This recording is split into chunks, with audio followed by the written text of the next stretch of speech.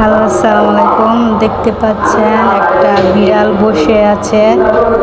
এই বিড়ালটা আমাদের পাশের বাড়ির একটা মহিলা বিড়াল পালে। তো বুঝেন যে বিলাই পালাটা কত ক্ষতিকর। এই বিলাই আবার রুমে যাবে, বিছানার মধ্যে বসবে। দেখেন কি ময়লার মধ্যে বিলাইটা বসে রয়েছে।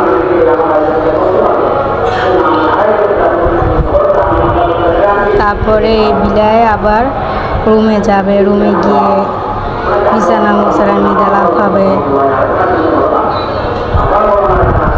মানুষ কি মনে করে বিলাই পালা, আমি তাই বুঝি না। বিড়াল হচ্ছে কত কিছুর মধ্যে পাড়ায়, বাহিরে যায়, কাঁচার মোচার মধ্যে যায়।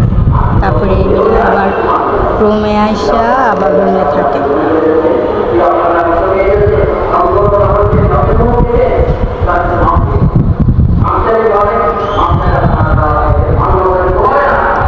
এই বিড়াল আসলে পারলে মানুষ মনে করে যে উপকার, আসলে উপকারের থেকে ক্ষতিটাই বেশি। দেখতে পাচ্ছেন